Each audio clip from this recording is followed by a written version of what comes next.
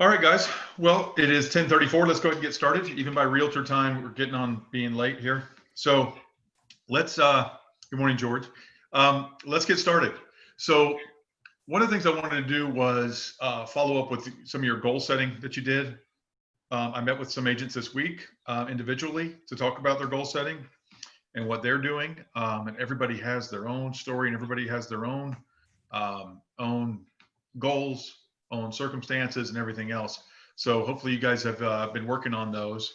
If you need, I'm going to go over a little bit over SMART goal setting, and that's the official name for it is SMART, using an acronym. But I'll go over that a little bit with you guys. But what I want to talk to you about is what's going on with the real estate market.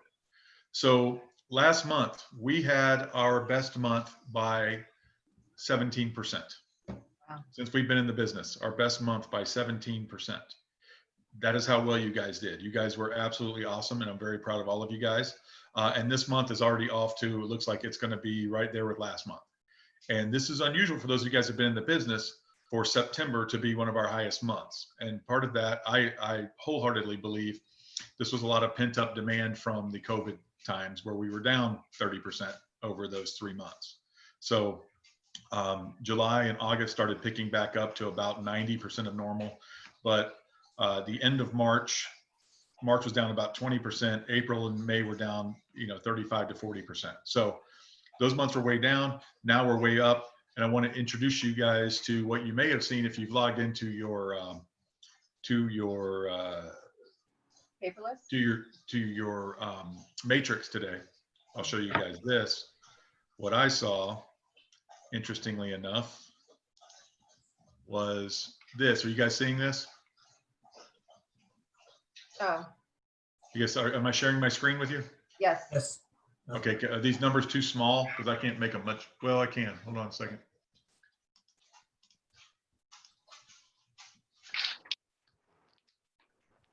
Is that better? Mm-hmm. Good. Much better. Whoa, okay, really better. All right, so this is from last month. Active listings. So this first line, I don't know how often you guys have looked at this. I know some of you have probably, but active listings down 3% from last month. That's because everything's selling, and down 36% from last year this time. Why is that? Pipe up if you know the answer.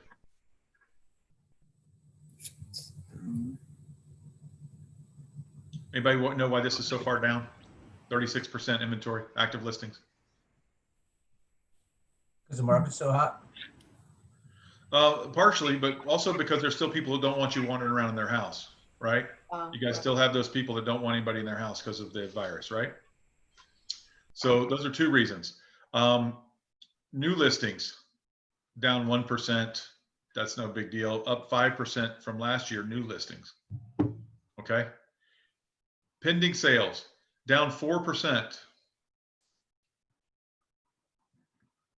from last month, up 27% from last year. So you guys remember this time last year, we thought we had a hot market, right? Thought real estate market's been pretty good, right? I would have said last year, if you'd asked me how's the market, I said it's going strong. Now look at it. Pending sales up 27%. Listings sold up 17% from last year. Okay. Active days on market down 11% from last year and down 6% from last month. What is the 11% from last year is the everything from last month's going to be roughly the same, but 11% from last year is the indicator of how hot this market is, and the indicator of built up demand, right? These are people are buying. People are just wanting to buy, and they're just buying, and they're buying it quickly. You guys know that, those of you who have listings. Total sales volume up 38% from last year. So I want to talk about this too, because there's another article I'm going to show you guys. What kind of houses are selling right now, price-wise? 250 to 300. Pardon me?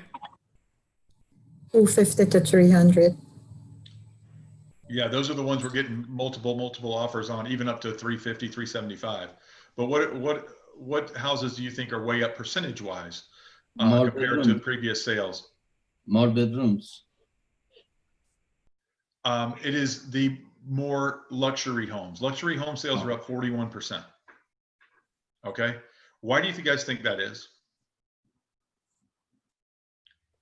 Low See, interest rates. our total volume sold is up 17%, but our transactions are up 17%, but our total sales volume is up 38%. What does that tell you?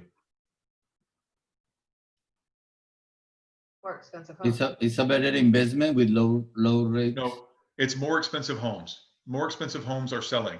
Why is that? Does anyone know why that is?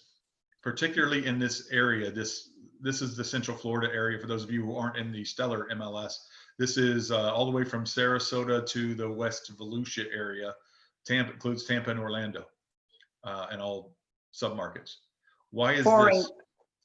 Foreign people from different, like Canada or, like, or North. There's some foreign, but this is, guys, this is because the people who are lost their jobs are the people who are unfortunately would be buying more of the starter homes. Okay. These are your hospitality, restaurant workers, retail workers, those kind of people who do not have a lot of, they did not keep their jobs. They do not have a lot of consumer confidence, are not buying. Okay. So that's why the more luxury homes, even mid-range move-ups, are selling. That's why the 350s are selling so quickly right now. Okay. So 350s, 650s, 950s, they're selling. Okay. Look at your average sales price. You guys ever see a number like that? Right. That for an average sales price in this area, that is high, very high. I mean, look, what it normally would be is last year, 272. It's up 18% average sales price.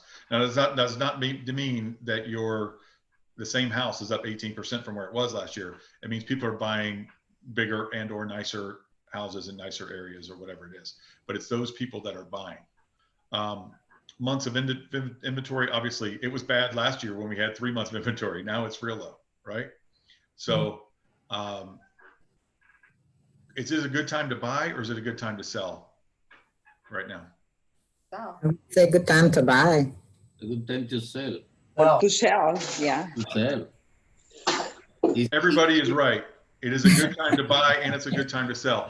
Guys, if you're talking to someone who might sell their house right now, what are you telling them? It's gonna be easier to sell, and is gonna be easier to keep the price or even choose the best offer. Correct. You know how I know it's a good time to sell? You guys are I'm getting phone calls every day with appraisal problems. You know what that means? That means demand is high, supply is low. People are offering more than something is on paper worth, more than what the comps say it's worth. And that's why you guys are having so many appraisal problems. And you're calling me and saying, we had 5 offers at this amount. I don't know why it's not appraising. Well, it's not appraising because people are offering more because there's a lack of inventory. There's only 2 months worth of inventory. right. Right? Look at the active days on market going down. Everything is going down. Okay. So it's down 11%, 49 days now, the average days on market. Right? What is, look at the active listings are down 36% from last year. There was 48,000. Now there's 30,000. What does that tell you? Right? You guys get it? So your car is worth $10,000, but if it's the only car in town, it's worth a lot more, right? And that's what's happening with these homes. So that's what I wanted to show you guys this morning about what the market is doing. I actually had some other articles. Existing home sales jumped to 14-year high as prices set another record. So people are buying like crazy. No excuses right now, guys. You got to find them a house, and you got to get them. You got to find them a house, and you got to get them in. Look at this. I mean, these numbers are crazy. You see these big numbers at the bottom. Total sales volume up 38% from last year. Incredible. What thoughts do you guys have on that?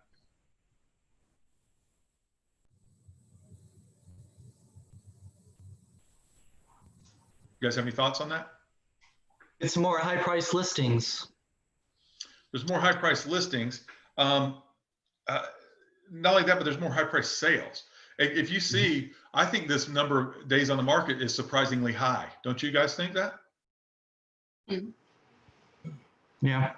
I think people are taking advantage of the low interest rates right now. I think Yeah.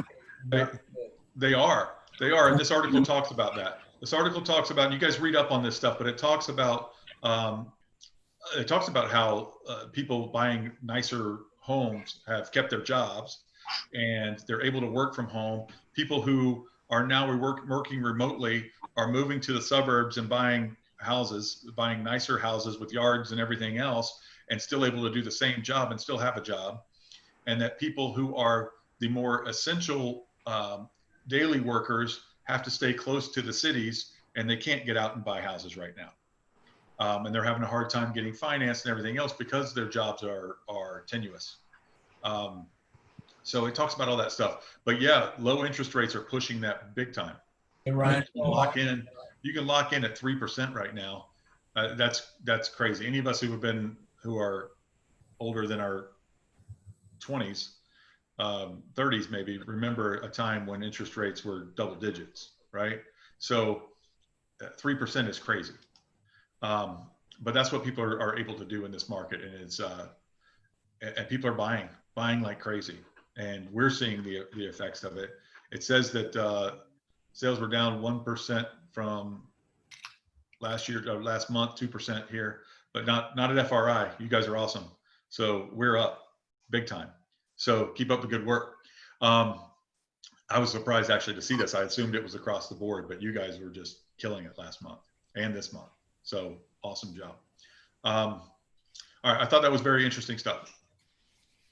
you know, Ryan, have- I want to go along yes. with that. I think people are scared about what's going to happen after the election. And they're rushing to buy homes right now. Well, I mean, I get that, but what I'm seeing here with the numbers is that people don't look too scared to me. So I don't. No, I think demand is higher right now because they're not sure what's going to happen after the election. Well, I mean, either you're going to have status quo or you're going to have, I don't think numbers would shoot the roof at anything. I'd wait right now.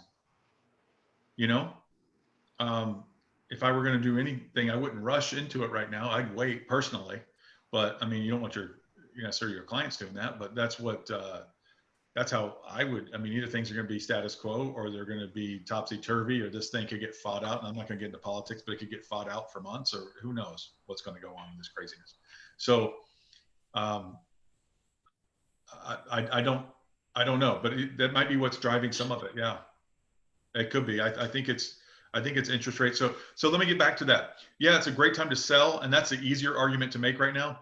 But it's also a great time to buy, partly because of what Richard just said. There's some uneasiness and uncertainty in the future. Interest rates aren't going to stay here forever. You know, you certainly could use that argument as well. And if you want to get something, now's the time, right?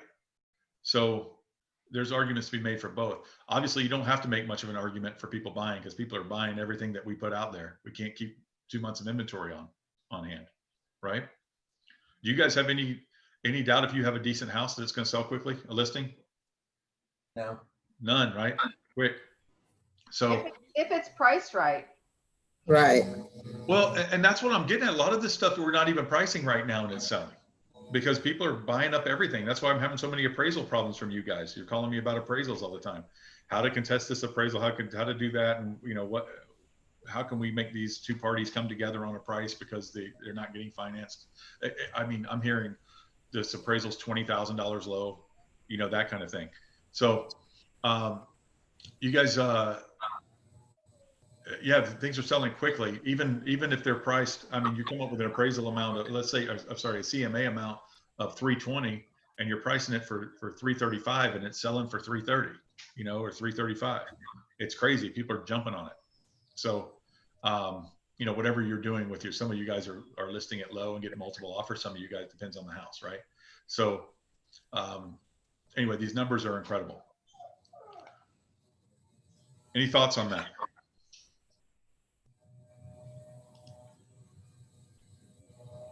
Nothing? Does anybody use that stuff for marketing? That statistic, would you use that for marketing at all? I would, I'll go back to it real quick. Wouldn't be hard to do, would it? There's a print button right here. Right? You guys see the print button? When you log into Matrix today, hit the print button. It'll print this right up for you. All right.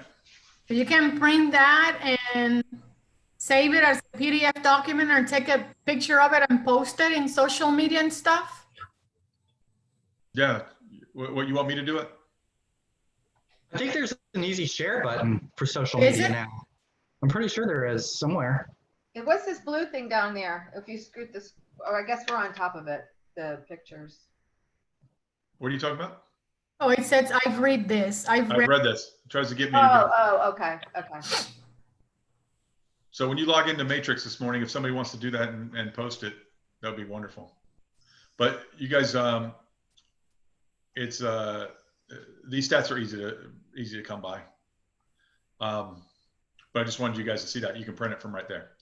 So yeah, absolutely use that in your marketing. Of course, use everything you can in your marketing.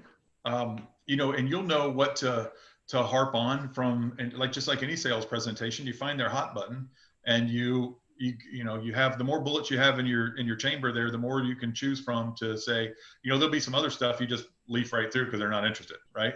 But this kind of stuff, if that's what they're interested in, they want to know. If you're trying to sell them on, now look, if they say, you know, I've got to sell this house, I'm getting transferred, then you don't need to go over what a great time it is to sell, right? In fact, it's probably not a good idea to go over that. Right. So don't just be a robot and go through everything in your arsenal because you're going to bore them to death.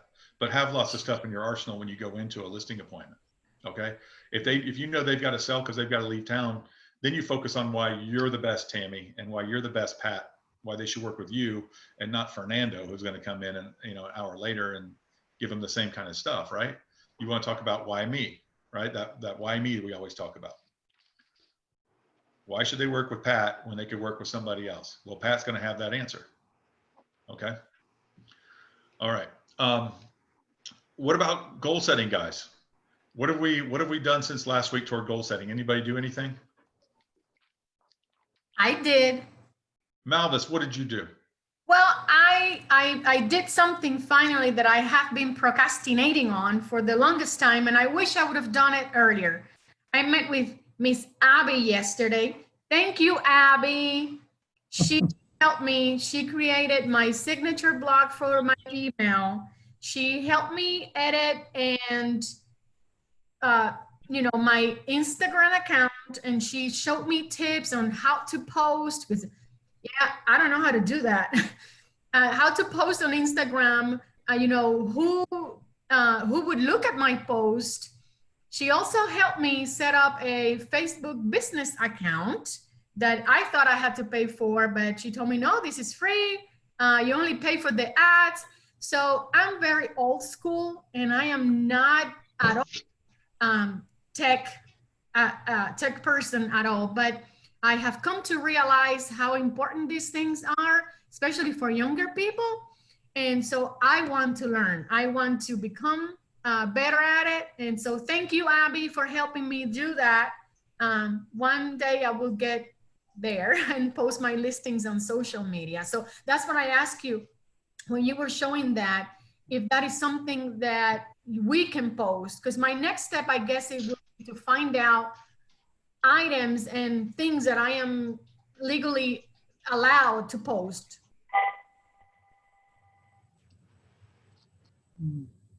Okay. Do you have any specific questions on that? So You for certainly- example, I received like a market update from Ricardo over at Hamilton Mortgage. Yeah, Ricardo Diaz, yeah. Yes, Ricardo copies me on an email on a weekly basis, and you know, it gives me an update of how the market is doing. Is that something that I can share on my Instagram account or my Facebook business account, even though I'm not there? I mean, it didn't came from me directly, it came from somebody else, but I don't know if I'm I allowed. think you should contact, I know Ricardo well. Ricardo's in our downtown office. If anybody needs him, he has an office in our downtown office. and he's bilingual and a good lender with Hamilton Funding. Coast to Coast is actually the name that they use for his company. And I'm sure Ricardo would actually love that because I'm sure it has his logo and stuff on it. So, but I would contact him if I were you, just out of professional courtesy, and see if you can. And I think he'll love you for it. I know if I were sending that out and someone wanted to broadcast it more for me, great, do it. Okay. All right. So that's what I did. Awesome. Awesome. I have this a question information- in regards to that, Ryan. So I have 2 listings that they were both sold back in June. And I am now just starting to build my business page on Facebook because I didn't have one, obviously. And I go back now and share those listings that were sold back in June. How far can we post? I mean, I'm not lying because they were my listings. They were sold. How far are we required after a sale to be able and allowed to post those things on social media? Is there a time frame? No, I would post everything you've ever sold. Since you just started your page, I would go back and post everything you've ever sold. Just have them line up. Oh. Doesn't have to be your listing, something you sold on the other side. You know, sold this. Congrats to, and I would make it like it just happened yesterday. Congrats to the Johnson family on their purchase of 143 Oak Street, or whatever. You don't have to name it, on their purchase in downtown or in, you know, Oviedo. Congrats to them. Oh, okay. Even for houses that I sold like 3-4 years ago. Oh, you decide how far to go back. I wouldn't put the date on there. If you started in the business 4 years ago and you only sold 3 houses that year, I wouldn't put those on there with the dates. I would just say congratulations to the Jones family, right? Just in Oviedo. Do you feel like to do that you need those people's permission? I always feel funny about posting things on Facebook with other people in it that they. You don't have to name them. Then, Tammy, if you don't like it, then don't name them. Don't say the Johnson family. Just say, and certainly don't tag them, right? But just say, congratulations to my new owners of blah, blah, blah, blah, blah. Okay? But do most people ask permission? Like, hey. Here's what's going to happen. Well, certainly if they just bought the house, do you guys mind if I put this on Facebook and get a picture with you? Absolutely, right? You're getting permission for that. You know, I'm not going to share the exact address, and I'm not going to say how much you paid for it or anything like that, right? So, absolutely though, because what Malvis is doing, she's just starting a page today. And if I go to look at one of your realtor pages, I want to see 20 listings that you've sold, or 20 houses that you've sold, until I get tired of, I'm not going to look at 20. I'm going to look at about 12, and then I'm going to be like, they sell houses, right? It's not, they don't have one house that they sold 3 years ago on there, and that's it, right? So you put as many houses as you can on there. Don't be specific. Just tell the truth. This house sold. Yeah, it was sold. Yep. If it sold quickly, this house went under contract in 3 days. I don't care that it was 2017. It went under contract in 3 days. Okay, or whenever it was, whatever the truth is. Okay. Also, anything in FRI, like if you set yourself up a search or you go in to see all of FRIs, if you have there's a house on there you like, you can also put just listed on your Facebook page, even though it's another agent's listing. Correct? Yep. Oh, so I can take Tammy's listings per se and say, hey, just listed from my office. Let me know if you want to take a look at this gorgeous. Sure. Tammy would love that. Mm-hmm. The faster it sells, the better she is. Right? The happier her clients are. So absolutely. Cool. You guys catching that stuff? So anyway, Malvis, I want to give you credit. I did check on you that you called last Wednesday. You emailed Abby like you were supposed to, so I don't have to yell at you today. So I appreciate that. Nope. Did it. Okay, so that's good. Being accountable for your goals. Anybody else do anything toward their goals, or anybody else set any new goals? Do you guys have any questions on goal setting? I went in and set up all my past clients in that that list, that Lawson, the card. Jackie Lawson. Yeah, Jackie Lawson. I signed up for a year subscription and I entered all my people in, I don't have them set up on the auto card send yet, but I've gotten that far. I've worked on my, I do calendar mailers every year, and I'm starting the scrubbing the farms that I use and that. So I've got that piece done. I'm going to step back, Brian. I have to use 2 devices to get my audio in here. A lot of you don't know, I was also a broker in Colorado, and I used to teach trends for the ethics class. And I had this comment came up, which is maddening, of the presidential election, people wait because what's going to happen before or after the election. So I went back and did the national, what was happening nationally and what was happening locally, all the way back to Nixon, which is when we had electronic records.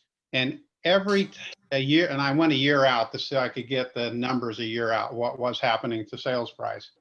The average sales price goes up or stays flat for every president since Nixon, no matter which party's in, which party's out. If you switch parties in the presidency, it either goes flat or up every year or every presidency. The only time it went negative was Obama's first term because of the crash in the market, the super crash. So the argument, when people make that argument, and actually it was a realtors that I was trying to convince, because I've been in the market for a while. It's, I have the slide if anybody needs it, but it clearly states that a year from now, November 3rd, so look at November 2021, my prediction is the housing prices will be where they are this November. They'll either be there or up. And a lot of that's going to depend on what happens with COVID. The other thing we were talking about was things that incent people to sell. I'm trying to incent my daughters to refinance their houses. And there's a little thing that's kicking in December. And I don't know what type of lender it's against, but in the refi market, one of the federal agencies, and I assume it's tied into the Consumer Finance Protection Bureau, is adding a 0.5 point to loans for market volatility. Are you guys running into that? It's supposed to go back into effect on December 1st. So I assume any federally backed mortgage is going to have that 0.5% added to it.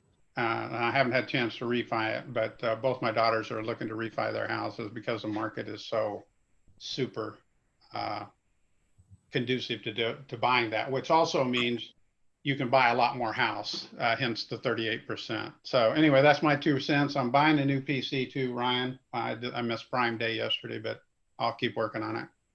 I still got some stuff on Prime Day today, so check and see if they've extended it. I got an email this morning saying they've extended it. All right. I slept through it yesterday, and I just got some stuff on there today. Okay, guys. So yeah, good points. But I would say this, George, and you did mention the caveat of COVID.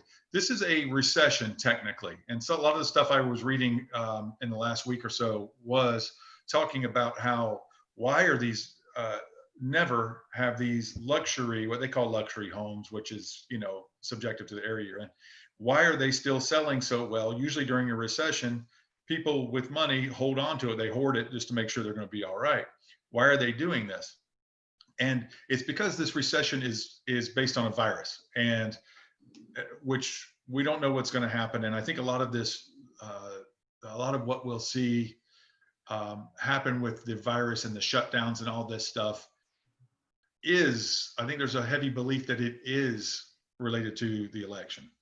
And so we'll see what happens after. But that's the only reason this election makes me nervous. And every 4 years they try to say that, oh my gosh, if this candidate gets elected, the market's going to crash, and if this one gets elected, the market's going to crash. And look what it's hymn lines and Super Bowl winners, and you can name a million of those things. I go back to the savings and loan bust, which really hit Colorado hard. And we had a recession then. I had a loan that was at 15% on my house I was built in under construction during that time frame. The market is amazingly resilient, and maybe people will catch their breath. There'll probably be a vaccine that's announced. No matter who gets elected, that's a matter of science. And I'm trying to get into one of those trials. And so it is, I hear what you're saying, that it is a negative, but as realtors, we need to go out and say facts. And the reason I put this slide together was convince realtors that had to go through ethics training every 2 years that your fear of the market and history tells you that this is a fear that you should be aware of. I mean, you need to be aware of your surroundings. The markets go up and go down, but and by no way means can I predict the future. But I would be more afraid of the Biden tax plan around capital gains and all of the long-term value of how your house becomes an investment than I would be what's going to happen next year because somebody's going to get elected. My prediction is the market will be flat because it's so hot right now. I think the market will be flat to slightly up. That's my prediction. You can hold me to it, and we'll have that conversation a year from now. We are definitely going to hold you to it. And when you talk about the Biden tax one, that sounds like something that we hear every 4 years, that this candidate or that candidate's going to do something terrible with the market. All right, let's go on. What other what have we done towards goals? And George, I'd say the most impressive thing that I've seen on this Zoom since we've been doing it is that you have 2 of these running, one with your picture and one with your voice. So, yeah, and I'm getting a new PC to make sure that doesn't continue to happen. Well, I'm impressed that you did it, because I would just say, sorry guys, we're canceling this one. So you did great. Next, who else is working toward their goals? I do want to share something with you guys when we talk about these goals, because I was very happy to talk to you guys about goals last week, but I felt like we didn't really cover everything that we could have as far as goal setting. This is what they call SMART. As you see, it's a specific, measurable, attainable, relevant, and time-based. And guys, and I think last week we focused just on real estate. I kind of put you guys on the spot about your real estate goals, but these goals should be for everything. These are goals, and we did talk about, your health goals and your stuff like that, your financial goals, your any kind of goals that you guys have. And then, what are you going to do to reward yourself when you hit your goals? I met with an agent this week about her goals, and some of the goals were very results oriented, but nothing. We went through her goals and we marked the things that she didn't need results so much for, because she was trying to start up more, but she needed I don't care which goals she hit or didn't hit. It was more about which ones just require effort. And did she do all the ones that require effort? And so as you guys are going through your goals, make sure you're hitting all the ones that require effort. So you come with a specific goal. I want to sell X amount of houses in the next 6 months or year, right? Whatever it is, it has to be measurable, has to be attainable. Don't make it 100. If you sold 6 last year, don't make it 100 this year, right? Make it something reasonable and attainable. Relevant. This is, guys, and you go backwards on your goals. Why do you want to sell 25 homes this year or 5 million in value this year? Because you want to hit a certain income level. Why do you want to hit that certain income level? So you can do this or that, right? Make them all relate to something else in your life. You have to have an end goal in your life. You have to know where you want to be a year from now, in 5 years, whatever it is. Know where you want to be in 20 years, okay? And work backwards to find out what you need to do, all the way down to what you need to, well written, please. all the way down to what you need to do today. Okay? all the way back 20 years down to what you need to do today. So if 20 years from now you need to have $2 million to retire, what do you need to make in the next 5 years? What do you need to make in the next year? What do you need to do today to make sure you're on where you need to be a month from now to get to where you need to be 6 months from now to get to where you need to be a year from now? Guys, take the time to do this. Not only that, you'll find out how much you think about what's going on in your life. And I'm not trying to coach you on a personal level here. This is a real estate deal, but think about what it is that you want to be, where you want to be in your life, and work backwards from that. And this goes for, whatever your goals are. They might be family goals, relationship goals, spiritual goals, whatever goals you have. This is the way to do it. Okay. This is not a real estate deal here. This is a life deal, but also for real estate. Okay. So think about where you want to be. What do you want to do with your life? You guys got in real estate? I know you always say that you got in to help people find their perfect home, which is nonsense. You got in because you wanted to be your own boss. You want to make your own schedule. You wanted to make unlimited money, or you wanted to just have more, maybe you just want more freedom in your life, more time than money, whatever it is. I don't care if your goal is to sell 3 houses a year, 1 house a year, or 300 houses a year, whatever it is, you got in this business to do what you wanted to do. You got in with a reason. I've got to go off screen sharing here to quiet somebody down. But where is it? Somebody needs to mute themselves and I can't figure out who it is. So what we need to, so work your goals like that. Make them attainable, relevant, time-based, all the things that you guys need to do, but you really have to set goals, because it's not too much to ask you to sit down for a couple of hours and do that. Okay. Think about yourself, your loved ones, whoever you want to involve in this. Everybody has a different set of people. Maybe it's just yourself, whatever it is, maybe they're personal goals, and you figure those out and you set your goals. Now, as many of you know, we make plans and God laughs, right? So whatever goals we have, but without a plan, you're a ship without a rudder, right?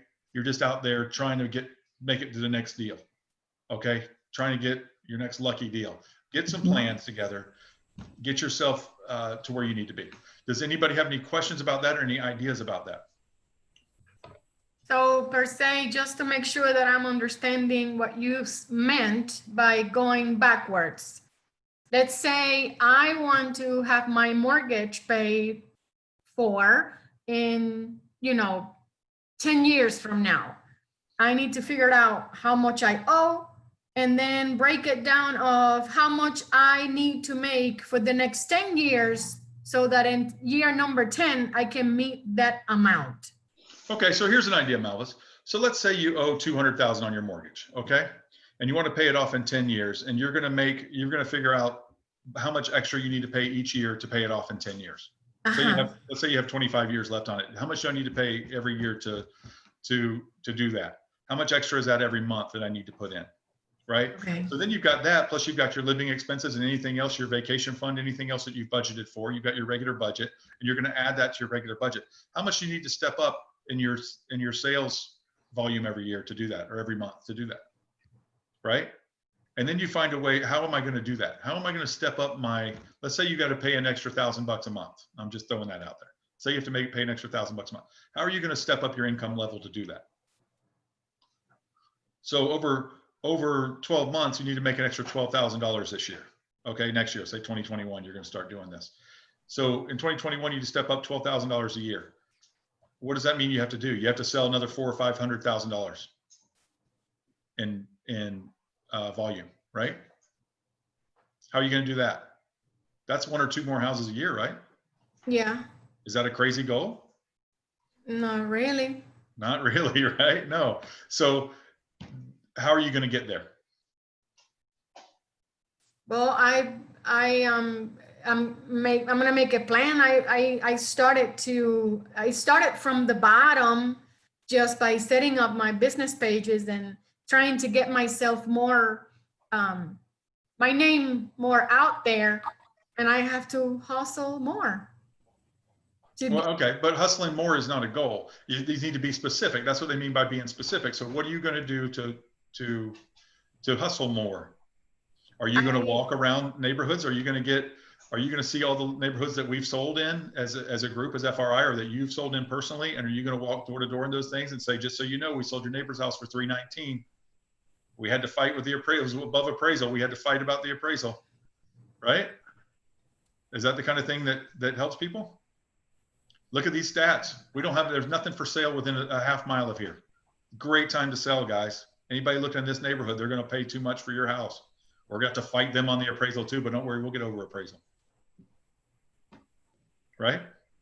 Something that could help a lot is, because we are audio visuals, is to have visual aids. For instance, if your goal is a new house, to place a picture of that house as background in your computer, as background in your cell phone, and also have graphs. How is the goal being reached? How you are giving further steps to get it. So if besides to do the smart plan, help with visual aids is really great to be focused in to reach those goals. Yep. I think the most important thing in setting goals is to keep it simple. Break it down to the smallest denominator. Your mind can accept that if you say, I'm gonna need to make another $100,000 a year, that's a big number in your mind if you haven't done it before. Yeah. But if you say I'm gonna make another $5,000 a month, it's easier for your mind to accept that. So anything you do, keep it down to the smallest denominator. And it's easier to accomplish your goals that way. Yeah, and as we talked about in last week's, and kind of what Fernando is hitting on as well, is you have these goals written down, right? And they're specific. And every day, like we talked about last week, every day, I don't care if you have to write it on your bathroom mirror in lipstick, whatever you have to do, write yourself a note and put it on the table where you keep your keys, put it on the little fish on the wall where you keep your keys, whatever, right? When you do these goals, you put on there, what am I doing today toward my goals? Yep. Right? It's hitting your goals is a daily activity. What am I doing today toward my goals? And if your answer is nothing, then what did you do today? Right?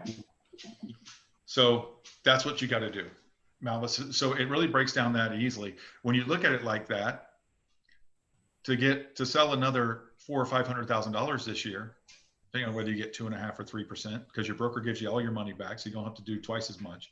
So when you do that, it makes it pretty simple, doesn't it?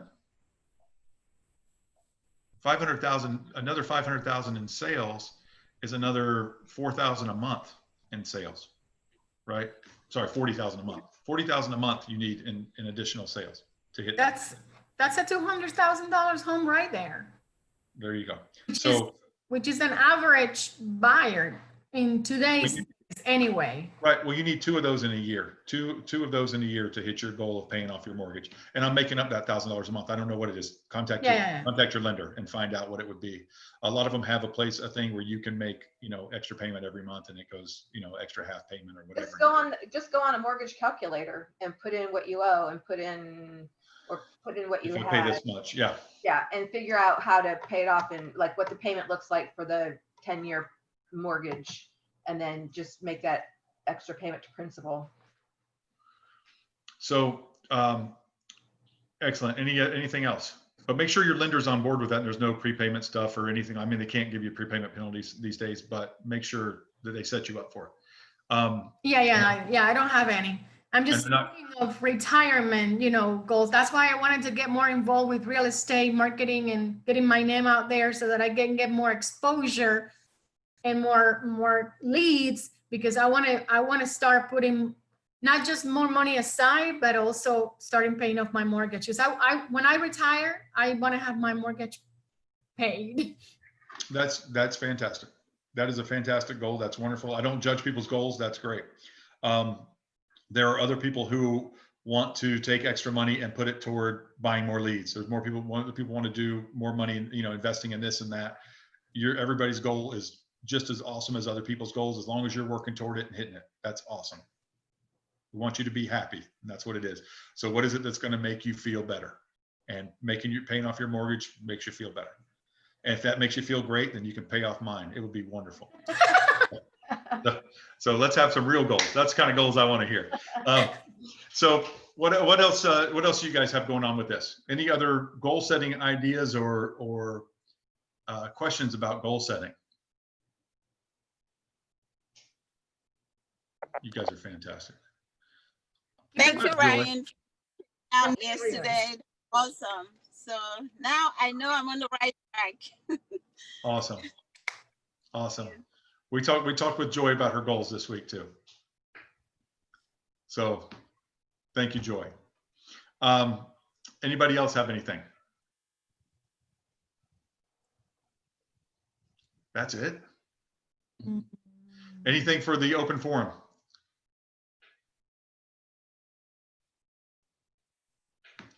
Nothing for open forum. You guys are wonderful, man. Oh, we were talking about the offer, and it's dramatic in new construction. There is no new construction virtually. I'm sorry, in the what? The offer for what? New construction. It's really hard to find to find new houses. Who does? No. There's plenty of new houses, depending where you're looking at, in what county. Davenport is full of new neighborhoods.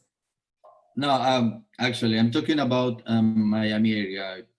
I have a client who wants to buy over there, and there is no way to find what he wants. The construction over there is stopped, definitely. So that is making worse the low offer. Yeah. I have a question, Ryan. Anybody know of a custom builder that they can refer me to? What are you looking to do? I'm not talking about Lennar or I got you. that buyer that I talked to you about last week regarding, let's see how much she qualified for. She wants to buy a home, with an extra apartment in it. We finally talked yesterday, and she come to realize that she doesn't care square footage. She just wants something detached to her home. Kind of the way that they build in Wedgefield, big acre, big lot where she can have a separate kind of like an apartment in her backyard. Anybody knows of a custom builder that they can refer me to so that I can call and see if they can do those type of constructions? Because I've called like 10 different builders per last week's meeting, and none of them, only Lennar is the only one that is offering, kind of like a separate entrance apartment in a house. Okay, so you just need to find her land and then do that. So yeah, there's tons of builders out there. We don't need to know any for you to find one. There's tons of custom builders out there. I mean, I can help you find one if you'd like, but Please. They also will pay you. A lot of them will pay you 2 or 3% for bringing them a client. Okay. Oh, one of them, but they mostly build in Winter Park and they build luxury homes. This family is not interested on a luxury home. There's plenty of small builders. You can find plenty of general contractors for that. Actually, are you looking out in Wedgefield? Are you looking in Wedgefield?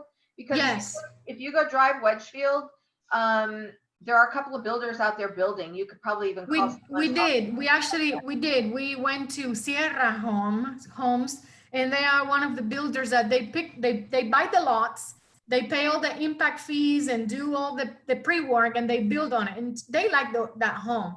But after talking to her yesterday, she's leaning more towards buying a separate lot and finding a builder that can build her a house, 3-bedroom, 3-bath. That's all she cares. She only wants a smaller guest house in the back. Okay, so she's going to have to get plans drawn. Okay, she's going to have to get her own plans. It doesn't sound like this is out there. She may be able to buy the plans online or something like that, find something she likes, but she's going to have to get an architect involved, get her own plans drawn, take those to a builder and get it bid on. I take it to a couple of builders, make sure those builders will pay you 2 or 3% for bringing her. and have them bid on it. Because she wants a very specialty home. She doesn't want anything, even something that's a small builder like Sierra. I'm very familiar with what's going on out there. She doesn't want Sierra building her house, whatever. They don't have any builder of any that does any kind of production work is going to have so many models that they build, right? Correct. She wants her own thing. It's more expensive because she's going to pay an architect 10 grand or something to draw this. Yes. Okay. All right. But if you have Ryan or anybody else in this meeting has any small builder suggestions, I will appreciate it if you can shoot that my way, please. Okay. Have her send you if she finds a house that she really, really likes, right? Have her send you the address or whatever, and you can try to get the plans for that for cheaper, save her 5 grand or something. Okay. So just think about that. Otherwise, she's going to have to go to an architect, have her plans drawn and all this stuff. This is a time consuming deal for you. So make sure she's legit. She starts paying architects and stuff, then you know she's serious. But the thing is, she has her house paid for. So I don't want it to just dismiss her because she's going to get me the listing and I don't want to lose it. I'm not asking you to dismiss her. I'm just saying make sure that she's in on this. Yeah. Because if she doesn't go forward, then there is no listing. She's not going to leave her house. So make sure she's in. Okay.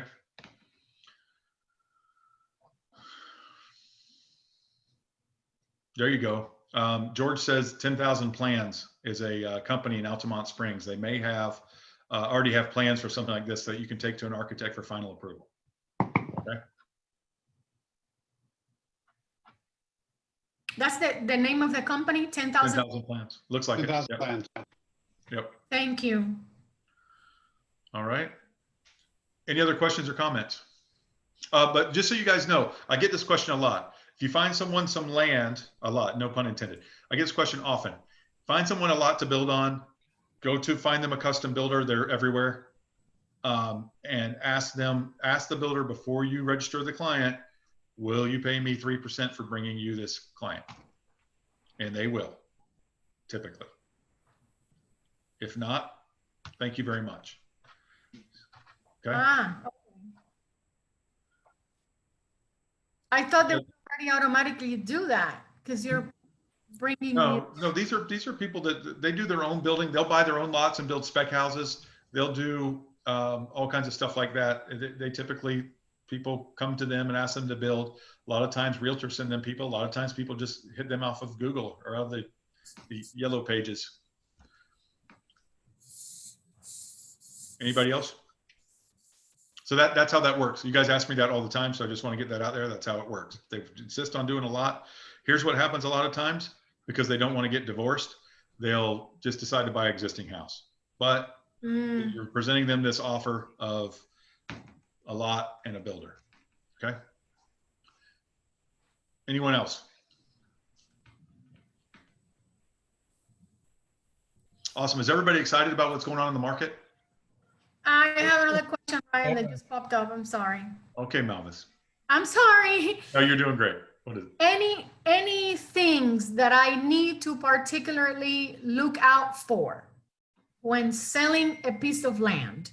Let's say these people like the Wedgefield area and they decide, you know what, let me just buy the piece of land for now. What am I supposed to look for that will be like a red flag for me and say, no, might not be a good idea or whatever? That's a great. Sorry. Was that don't be wetland? It happened to a client. Say that again. I'm sorry. Was that the lot don't be wetland? It's the case where the small river is running under the land and is not buildable or is hard and expensive to build in a lot like that. A client who doesn't consult me, he wanted to buy a house. Finally, he couldn't get the finance and he decided by his own to buy a lot. And then when it was late, he consulted me and the lot had the problem. So he didn't use a realtor. He never saw on the MLS that it has the disclosure, it's a wetland. So he was really happy with his lot because apparently it was cheap, but it wasn't buildable. And he didn't know, he didn't even know that could be a lot wetland. So that's important. Also, it's a big difference if they have to build their own how it's called. My God, if it doesn't have sewer or if it doesn't have water, it needs to do it by themselves.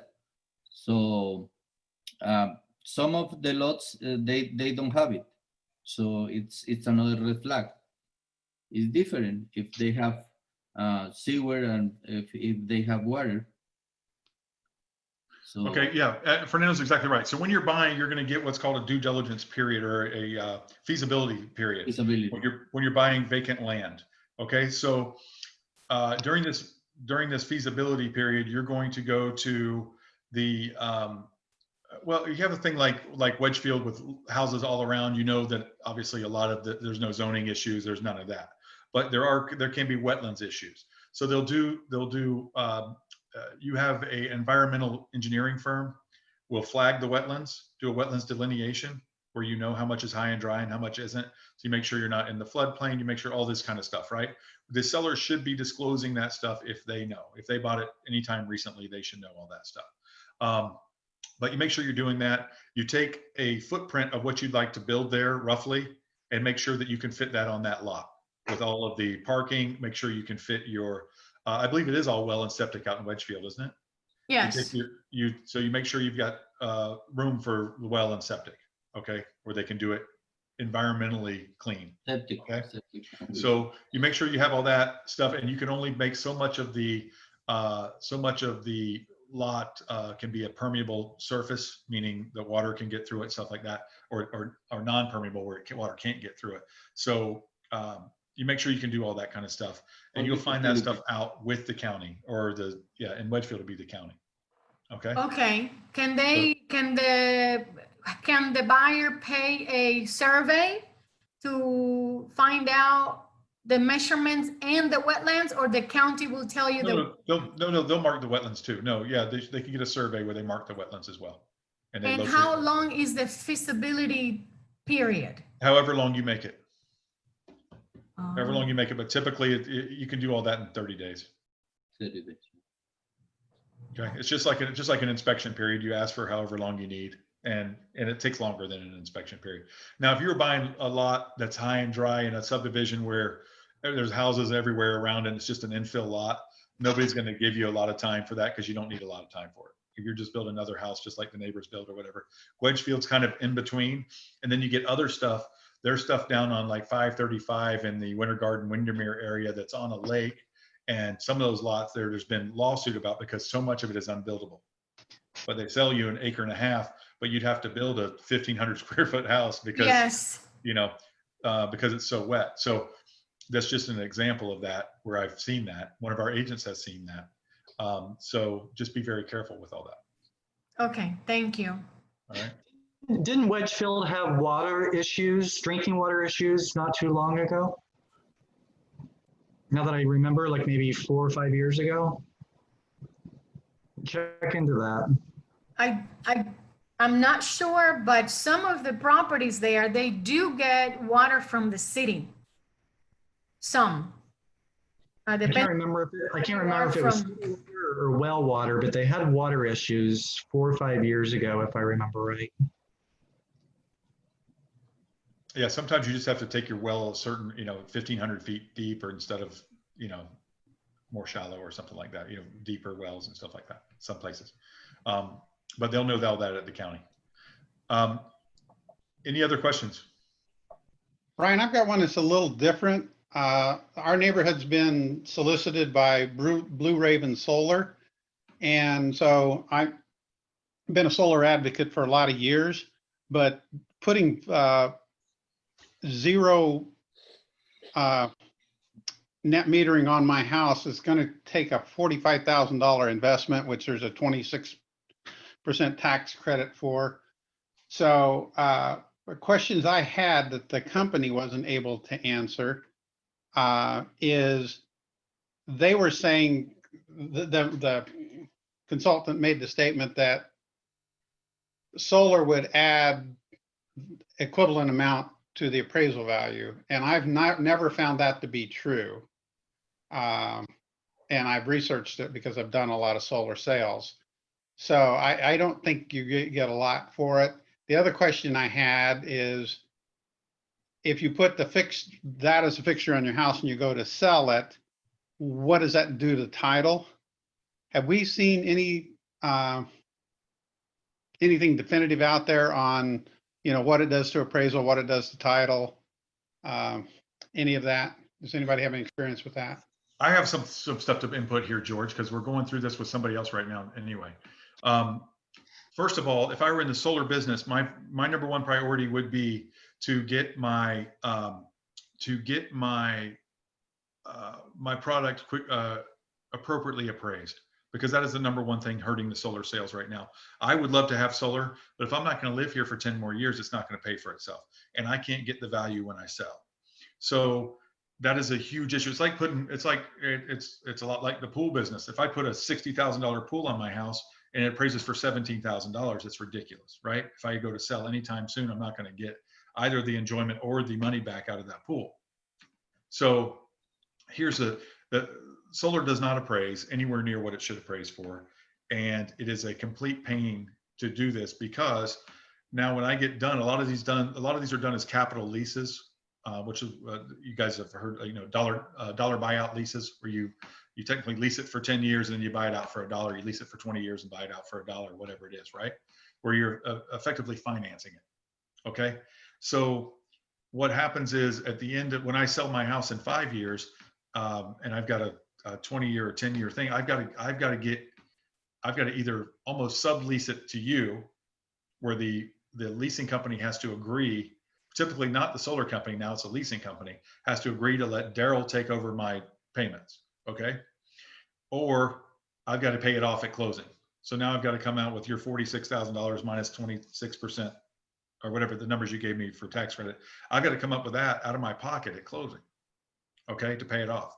So that is the number one problem with solar, as far as selling it with real estate.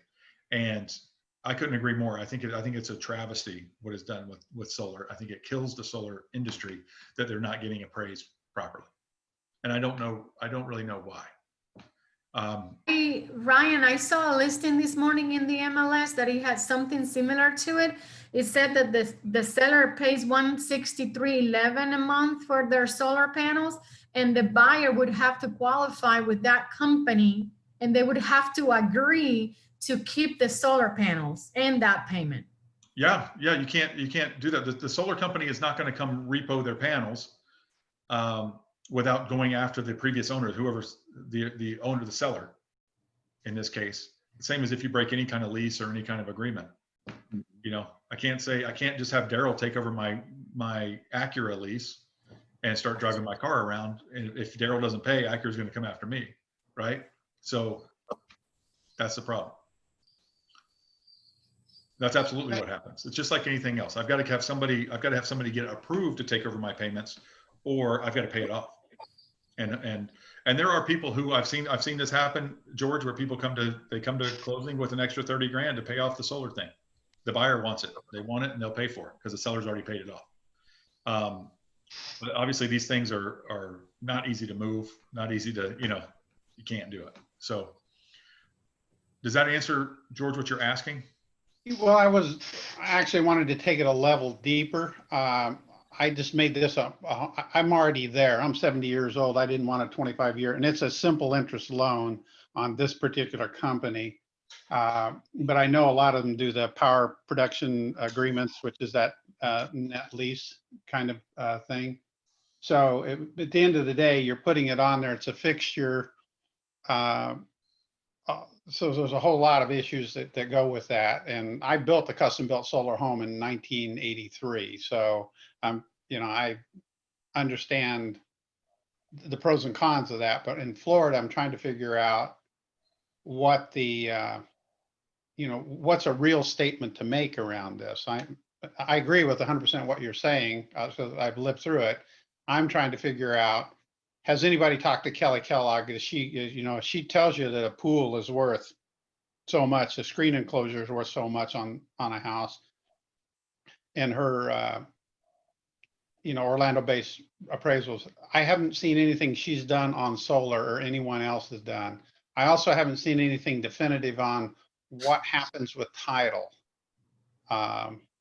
Is there a cloud on your title? And so that's the questions I have. Has anybody worked through that detail? No, I haven't seen a cloud on the time. Okay. I don't know why there would be. To me, it's just like the water softener or anything else. Okay. If you pay it off, it's done. All right. Appreciate it. Thank you. Wouldn't they put a mechanic's lien on your title until it's paid off though? Yeah, it has to be paid. It has to be paid off at closing. Yeah. Just like the water softener and anything else. It goes on your title. It gets, yeah.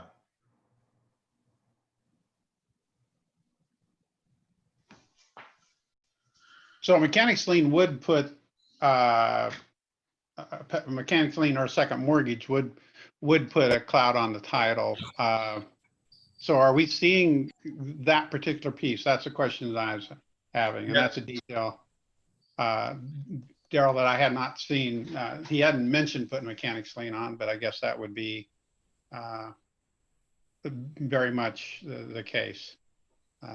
Yeah, I know if I was the installer, I know I would.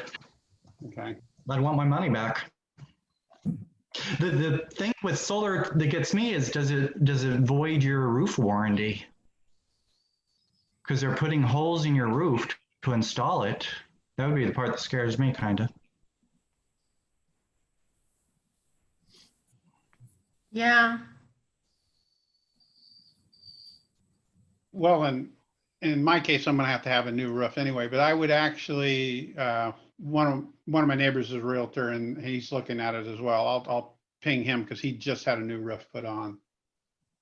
In my case, I'd have to put a new roof on, which is another issue, is what happens when your roof goes and, how do you deal with the solar there? And their answer to that is that's an insurance problem. You let the insurance company know that you have solar panels and they will up your premium accordingly.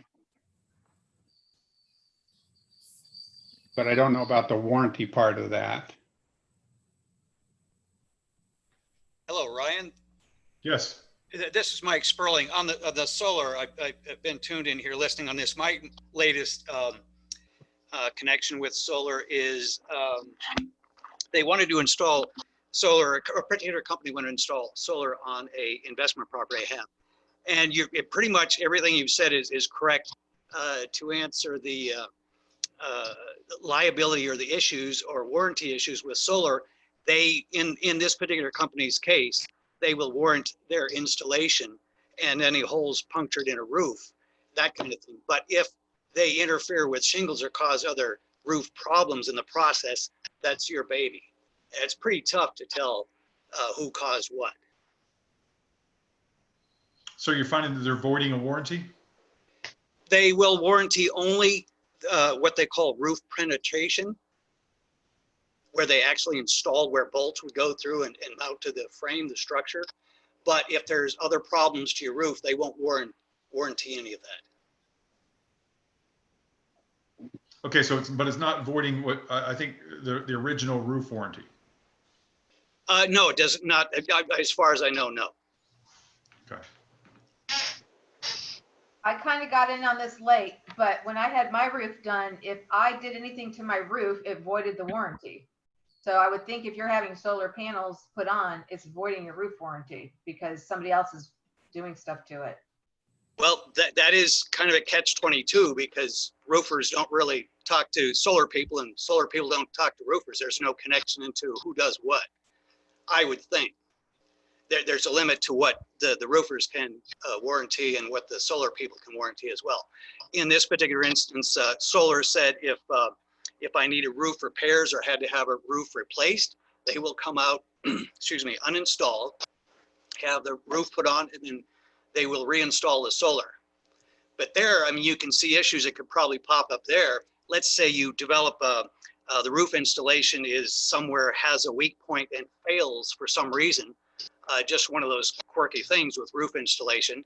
And then you develop a leak. You might not know who actually caused the leak, the solar installation or reinstallation, or the actual roof install problem when it was put on. So it's a tricky situation. And with solar installations, I see it as an encumbrance on a property. And everything you said so far is correct. 25-year lease on that puppy is that could be a tough sell for the next person, the next buyer coming along. Well, I would see that as a, I appreciate that, Mike. I will, that's some more homework I can do because I'm still locked down. The thing that I would think on the sales part, people either love solar or hate it. There doesn't seem to be a interim thing. That what sold my house in Colorado is the average utility bill in my neighborhood for my size house was about $200 to $300 a month in the winter, and mine was $35 year round. And I had public utilities to back that. So they're talking about zero net metering, and they're using a Duke Energy price of 4 to 5% annual increases over that 25-year period. Okay. So they're taking my last bill was $291, and my monthly payment to Blue Raven would be $147. So you sell that part of it, and people either love it or hate it. I mean, the other thing is a lot of people don't like the aesthetics of solar. Yeah, I agree with you that some of the information I got feedback, because when I declined this solar installation, they had their management people call me back and wondering why and what my issues were with it. And they say they sell, when their sales reps go out and talk to homeowners to have these installed, they have the product sold and signed within 45 minutes to 60 minutes, done deal. Yeah, and they were pressing me hard to do that, but that's the normal consumer sale. It very much reminds me of these Ryan's example of the water softener salesman that you get from Home Depot. That's about the hardest sale I've had in a while, and I still don't have a water softener. But and I'm a very big proponent of solar, but I'm trying to figure out from the real estate perspective numbers what makes sense, and I'll probably put together a presentation on it at some point. Let me mention too, I had a contract on a house, and they disclosed, I think they had a solar. The solar company put a new roof, new solar hot water heater in, solar panels. To me, they had the house price top dollar. I think it was $320 or something. And then I assumed they would be paying off the lien of the solar panels when we closed on the house. Well, the sellers were assuming that my buyers were going to take over that loan, but we were paying the full price on the house based on the value of those items. So in a sense, my people would be paying twice, a second value on those items. So it was a problem with the deal. The sellers finally saw our side of it, and they were going to pay off that lien, but we ended up walking away from the deal because it just got really confusing. And that's another thing, when you see these solar panels, people have a loan and they think your buyer's going to take over the loan. And you guys may have already said that because I was on another call while we were talking, but. Yeah, we did talk about the transferability of that, the lien, and whether it's a lease, But the value, are you paying extra value? Like, are they pricing the house for that price because it's got solar, and then you're going to take over the payments on the solar? Well, if you can appraise, it's one thing. If you and that was back to my original point. Would you get the additional value. If you had two cookie cutter houses next door to each other, one of them had zero net metering, it was saving $150 a month on your, net between the payment of the house and the solar, and the second house, the same. Would you get the additional 40,000 in appraisal? And our contention is you won't get that much. You may get more, but you won't get, it's more like a pool, if at all. Right. And the sad thing is these people had paid for solar when the home inspector came out, it hadn't even been hooked up right. So they weren't even getting the credit for it. It was really kind of sad. They never had final inspection. Earlier on, somebody mentioned that they were involved in a property that with the solar on there. Let me get back to what it was. Where the listing agent had noted that the solar panels were up there and it would cost extra number of dollars. To me, that seems to be the best way to approach something like this. It's disclosed, and yes, I agree with the other comments about the new owner coming along would have to be approved and of the loan and have it transferred without having an appraised value or anything. I kind of like the idea best that amount for the solar panels in that contract would be disclosed, and let the new buyer be aware that if that's it's a benefit in the long run, but we'd have to pass them through that type of system and pass the solar system on that way on the house. Unless they're paying for the brunt of it on the end with the sale, that's pretty tough. Unless somebody's got any other better ideas. Ryan, in that case, since that was discussed in the MLS, that the buyer would have to qualify with that company and pay $163.11 a month, would there be some type of contingency in the contract on their additional terms that this contract will be contingent on buyer being approved under solar panel company to be able to purchase?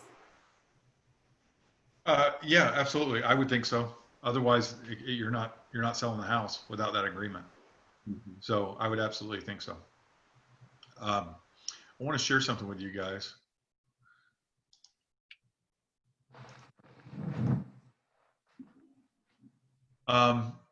So here's how much adding solar panels will boost your home's value. And it's talking about, now this was written by a solar panel company. So take it for that.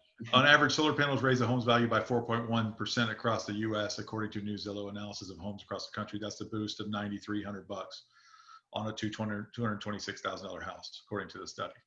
That's what it's worth. It says it appraises for 3.41% more, which is about $12,800, something like that. So it's not getting full appraised value. Can you share that? It's not getting. I just Googled it while we were talking, George. Okay. So you'll find it on there. This is a money magazine article, money.com article. Thank you. Yeah.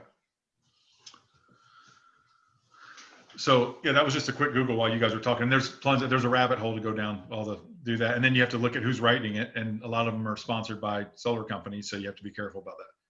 Well, and I can give you very much what's going on in Colorado. I've been involved in that for 30 years. I'm trying to get what the Orlando market will pay. I have the same issue. I also have solar panels for my swimming pool. I haven't figured out what that's worth yet either.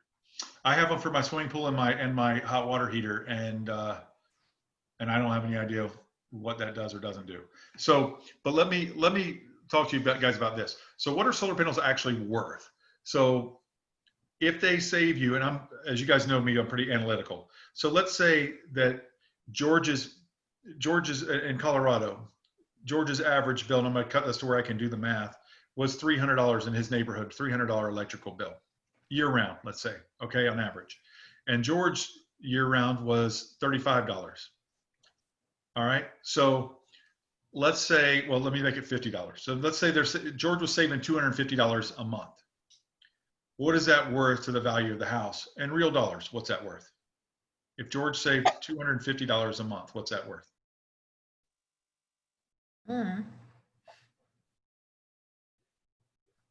Right? How much more house can I buy for $250 a month?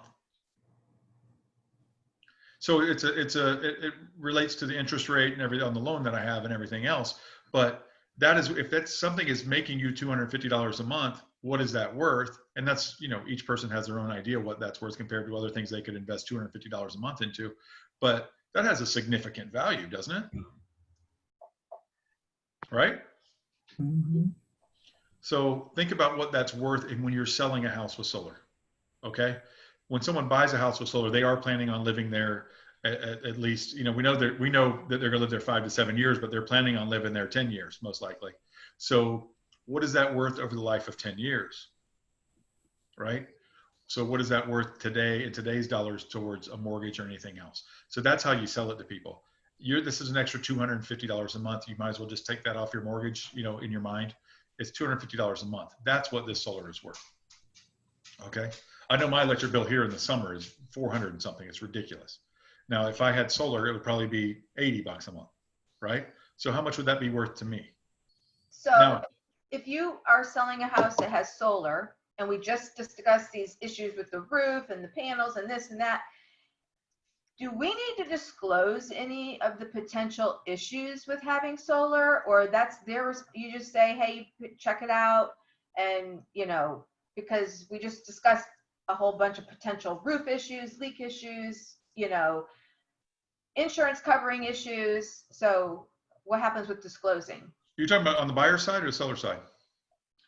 With Seller. seller disclosing, or the buyer buying it and what they're actually buying when they buy that. There are no special disclosures here any more than a pool. When some house has a pool, you don't tell them you have to be careful of falling in. You might drown here, right? I mean, you're taking what the worst things that could happen with solar and stuff. I would say if I were on the buyer side, I would say to my buyers, we're going to get an inspection. Let's get a roof inspection, right? Because people have been trouncing around up there and putting bolts in our roof. Let's get an inspection. And you can do it with the moisture and everything else to make sure that you've got it, right? That would be it. There's no special, I mean, it has solar. We're going to get it inspected from the buyer's side. It's no different than anything else on a house, you know. Okay. Until they come out with something that says, here's your new solar panel disclosure. It only takes one idiot to have a problem to make us all get disclosures, right? Like the person who said one day they sued someone because I didn't know it was in an HOA. So now we do an HOA disclosure every day, right? So it only takes one and then it'll be a law. Anything else? I'll give it 5 years, Tammy. We'll have solar disclosures. Exactly. And one of those things those disclosures will say is that if this is paid for or not, in fact, they probably should have one. This is paid for or not paid for, and this is how much is owed on it. And the seller will be, check this, the seller will be paying it off at closing. Check this, the buyer will be taking over payments at closing. Sign this when you put it yeah. I do like that added value approach on the solar panels to the property. You do like it or you don't? I do like that added value. Well, that's how you sell it. I mean, because that's what it is, right? I mean, that's why I want solar. Why I don't want solar is because I'm not going to live here maybe a couple more years. But my next house, if it has solar, great. I'll take over payments. Absolutely. Right. Not a problem for me, as long as it makes sense. Very good. I had a listing, Ryan, in St. Cloud a year and a half ago, and we priced the home correctly according to similar properties in the neighborhood, but there was one house that was a couple of $1,000s more than my sellers, and he was wondering why. Well, when I look up at the listing, the house did have solar panels installed, and the listing agent put in there a disclosure saying that the solar panels have been paid for and documented was going to be provided if the buyer wanted. So I said, that's the difference. They added those extra $1,000 in there because they have solar panels and we don't. Right. Makes sense, right? So it does say on here, when I was Googling around a little bit, just for a few minutes while you guys were talking, it does say on here that the that there is value, there is no value to leased panels, and there is value appraisal wise to paid for panels, supposedly owned panels. So just, I don't know that that's true, but that's what I just saw in a few minutes. It's on the internet, that makes it possibly true. So that's great. Another thing, my sister-in-law has, she does very well for herself. She has a very nice house, and she got solar panels when she moved in a couple of years ago. She spent, I think, $62,000 or whatever, because she has two $11,000 backup batteries. In case there's a hurricane, she'll still have power. All right. So that's another thing to sell in Florida. If they have these backup batteries, they're special. Everybody has batteries where they store it. All these systems do. But she has like special backup batteries. That was like $11,000 or something, where she will have power when it goes out. She says full power for a week or something when a hurricane. If the solar panels don't blow off. Well, well, the whole roof will be blown off if that's okay. So, yeah, that's an issue. So there's that too, that selling point as well, if you're selling a house with solar. Of course, anybody can spend $10,000 on a generator too, but they'll probably start it up while the garage is closed and everybody will die. So just be careful with that. Anything else about solar panels or about anything in general? Awesome. Well, thank you guys all for coming. It is exactly 12 o'clock. Thank you. Great to see everybody, and turned into a great discussion. Thank you all for coming. All right, Go sell something. But Bye.